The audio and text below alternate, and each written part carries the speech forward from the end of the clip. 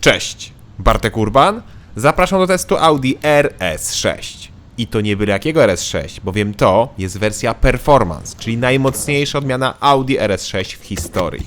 Pod maską mamy podwójnie doładowane V8 o pojemności 4 litrów, które generuje 630 koni oraz 850 Nm. Jest to przyrost o 30 koni oraz o 50 Nm względem zwykłego RS6. A ten przyrost uzyskano dzięki podkręceniu ciśnienia do ładowania turbosprężarek z 2,4 do 2,6 bara.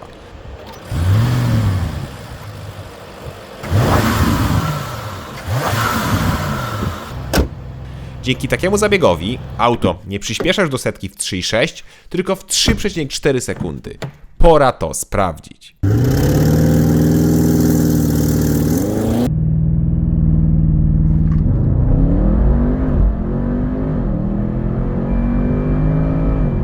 Wynik to 3,2 sekundy. Petarda. Zrobiłem też pomiar bez procedury startu i wtedy wynik to 4 sekundy, czyli również piekielnie szybko. Czas od 100 do 200 km na godzinę też się poprawił i teraz wynosi on 7,7 sekundy, a było nieco ponad 8 sekund. Prędkość maksymalna została ograniczona do 305 km na godzinę. Tak, ograniczona do 305 km na godzinę, a mówimy o rodzinnym kombi.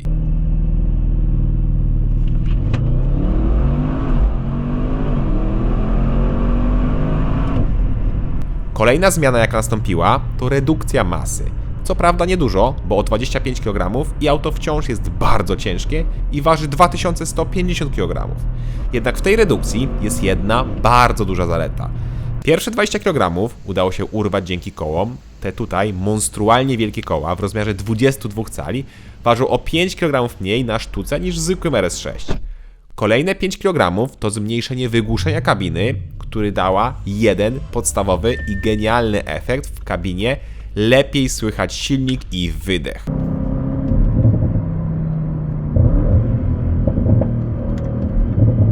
I to naprawdę podziałało. W kabinie jest dużo głośniej, czuć bulgot, czuć strzały, no jest super.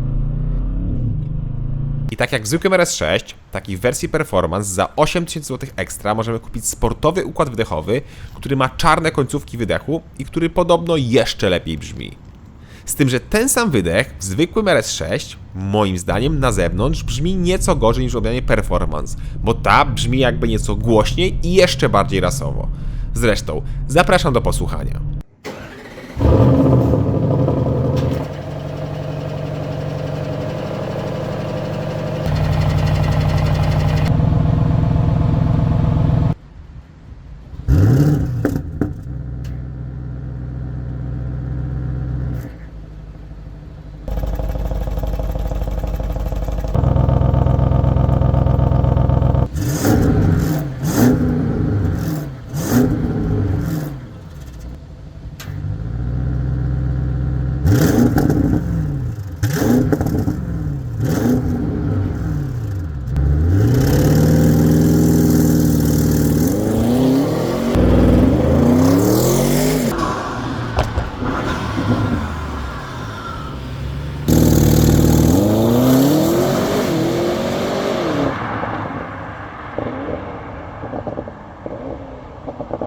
Naprawdę, jak są otwarte klapki, to brzmi godnie.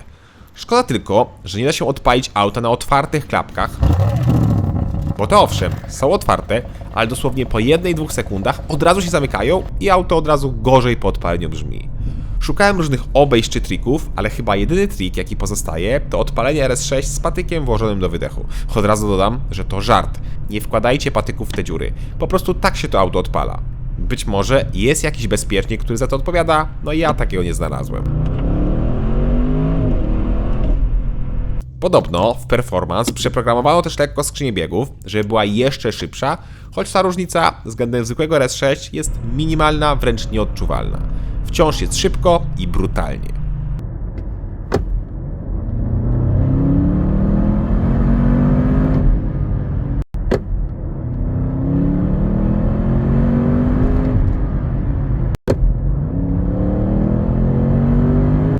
Oczywiście wszystko zależy od trybu jazdy, bo jak widzieliście w trybach tych najsłabszych, czyli Efficiency czy Comfort, jest dużo wolniej niż w Dynamic czy w trybach RS, no ale tak to powinno działać. Zostało też nieco przeprogramowane prowadzenie, to znaczy zmieniono pracę dyferencjału oraz zawieszenia, co wpłynęło na mniejsze wychodzenie przodem.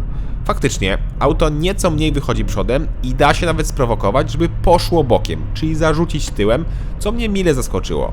Jak ktoś ma więcej umiejętności, to da się tym autem pobawić. I da się tym autem hamować. Tak jak mówiłem, RS6 jest bardzo ciężkie, dlatego w opcji jest coś takiego jak ceramiczny układ hamulcowy, który jak widzicie jest malutki. Z przodu jest tak malutki, że tarcza ma 440 mm, a to oznacza, że sama tarcza ma ponad 17 cali. Tak, tarcze mają większy rozmiar niż koła w normalnych samochodach. No i w sumie ten komplet tarcz kosztuje też jak samochód, bowiem ceramiczne hamulce to część pakietu za 50 000 złotych. I tak, w odmianie performance tarcze ceramiczne to opcja. W podstawie tego nie ma. Dodatkowo, jak wybierzemy ten pakiet, to dostajemy wtedy przesunięty ogranicznik właśnie z 280 na 305, czy też dostajemy tylną oś skrętną. Ale przyznacie, że hamulce robią wrażenie. Zresztą, te ogromne 22-calowe koła też, jak i samo auto też robi wrażenie. Odmiana performance względem zwykłego RS6 nie różni się niczym wizualnie, ale to nie jest wada. Po prostu każdy RS6 jest takim bandziorem i jest to jedno z tych aut, które dobrze wygląda w niemal każdym kolorze. Przykładowo testowany srebrny. Niby nudna barwa, fakt, że w macie, no ale nudna, ale auto wygląda świetnie w tym lakierze i ten lakier super kontrastuje z czarnymi wstawkami. Początkowo najnowsze Audi RS6 nie podobały mi się ze względu na swoje wielkie koła i poszerzenia, przez co auto wyglądało jak jakiś resorak typu Hot Wheels.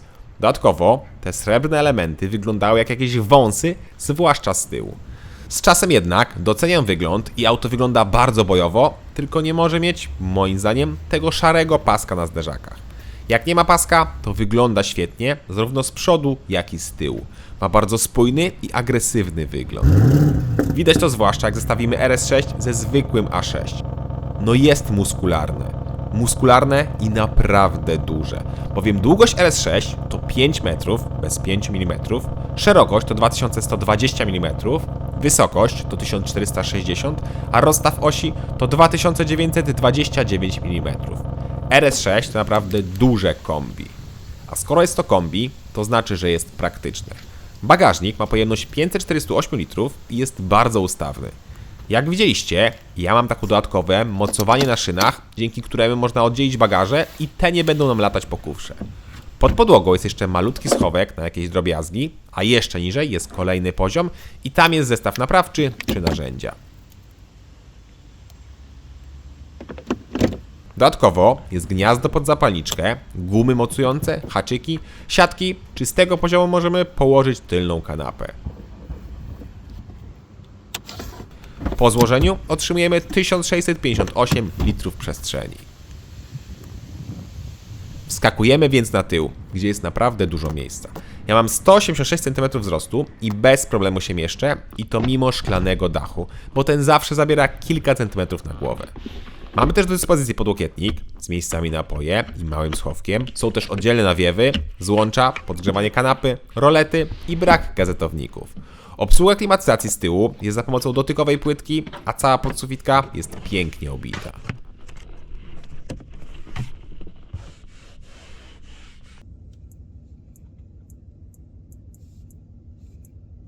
Piękne są też fotele, takie półkubełkowe, bardzo wygodne i też dobrze trzymają w zakrętach. To jest taki odpowiedni kompromis. Wszystko jest też elektrycznie sterowane, czyli zarówno fotel, jak i kierownica.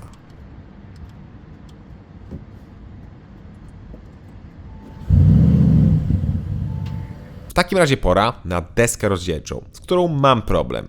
Mam problem, bo z jednej strony nie ma wystającego na górze ekranu oraz zegary cyfrowe mogą mieć bardzo ładne, takie klasyczne, okrągłe motywy, ale z drugiej strony mamy niepotrzebny kolejny ekran do sterowania klimatyzacji, dużo dotykowych przycisków, a także i ogromne połacie Piano Black. Kurczę, no jest tyle ciekawych materiałów, to nie, musi być taki, który odbija światło, palcuje się i rysuje.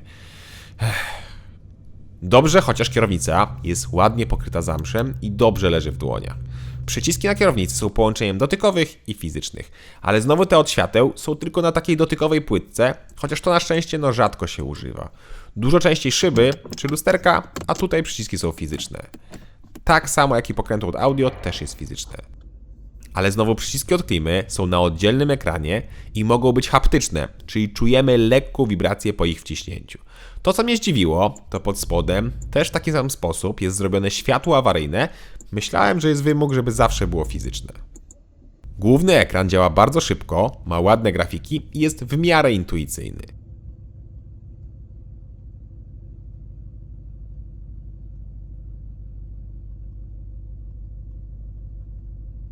I tak jak mówiłem, zegary cyfrowe mają bardzo ładne, klasyczne widoki. Oczywiście, można włączyć takie bardziej cyfrowe, ale te klasyczne są najładniejsze. I wersja Performance ma motyw, gdzie prędkościomierz i obrotomierz mają białe tło. I to jest nawiązanie do Audi S6 Plus z 1996 roku, bo tam też były takie właśnie białe motywy. Z tym, że ja nie umiałem tego odszukać w menu, więc rzucam tylko zdjęcie od producenta. Warto też dodać, że audio Bang & Olufsen nie dość, że robi niezłe show po odpaleniu, to dodatkowo naprawdę świetnie gra. Spasowanie też jest bardzo dobre, chociaż jak zaraz usłyszycie, pojawiają się drobne skrzypnięcia.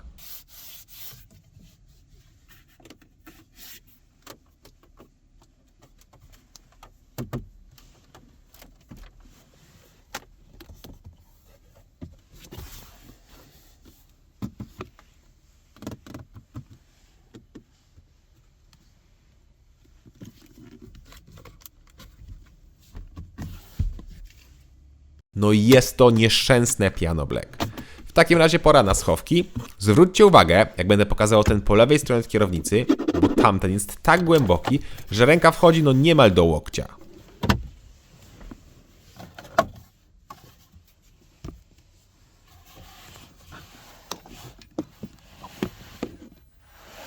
W takim razie pora jeszcze na jazdę. Auto ma 6 trybów jazdy, bo mamy 2 dodatkowe RS na kierownicy, dzięki czemu można bardzo szybko zmienić samochód w tryb bojowy. Ale tak naprawdę to nawet nie jest potrzebne, bo nawet w najwolniejszym trybie auto jest naprawdę mega szybkie. Szybkie i brzmi cudownie. I jest bardzo zwrotne, bo w opcji mamy tylną oś, która jest świetnym rozwiązaniem. Zobaczcie teraz, wyjeżdżam z garażu RS6, a po chwili będę wyjeżdżał nowym Lexusem RX, gdzie RX jest krótszy i ma mniejszy rozstaw osi.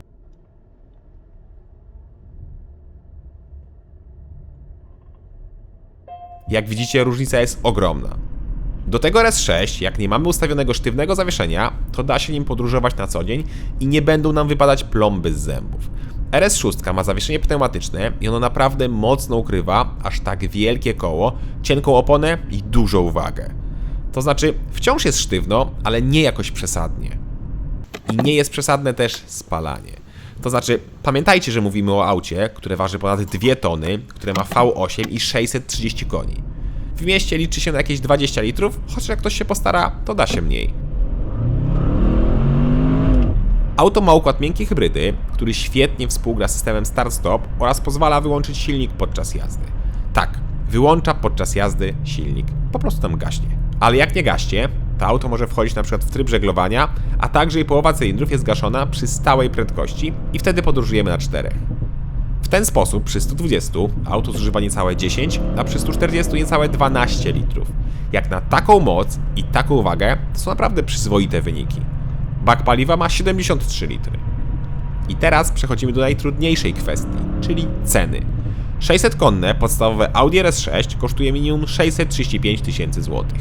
Natomiast 630-konna wersja Performance wymaga dodatkowej dopłaty 33 tysięcy złotych, czyli razem 668 tysięcy złotych. W podstawie, bo jak chcecie egzemplarz, taki jak mój, to trzeba wyłożyć ponad 996 tysięcy złotych. Jest drogo, ale konkurencji w tym momencie nie ma. Mercedes E63 AMG na ten moment nie występuje i tak naprawdę nie wiadomo nawet, czy taka wersja będzie. BMW M5 w kombi będzie prawdopodobnie zaprezentowane, ale jeszcze nie wiadomo kiedy, i będzie hybrydą plug-in. Pozostaje więc Porsche Panamera Sport Turismo i tam trzeba wybrać odmianę Turbo S, żeby były zbliżone osiągi do RS6 Performance. A Panamera Turbo S w kombi startuje od 956 tysięcy złotych i to w podstawie. A w Porsche płaci się dużo, bardzo dużo za dodatki, czyli wyjdzie dużo drożej niż Audi RS6. Podsumowując, Audi RS6 Performance jest jednym z najbardziej uniwersalnych aut na rynku. Jest piekielnie szybkie, pięknie brzmi, świetnie wygląda, jest bardzo praktyczne i przestronne oraz ma świetne właściwości jezdne, które dają ogromną pewność niemal na każdej nawierzchni. Problemem jest oczywiście cena, ale konkurencji nie ma, a nawet jak będzie, to będzie niestety kosztowała podobnie. Aha, i szkoda, że dopiero teraz Audi pokazuje wersję Performance, bo według mnie tak powinno jeździć i brzmieć nowe RS6 od początku. Cześć!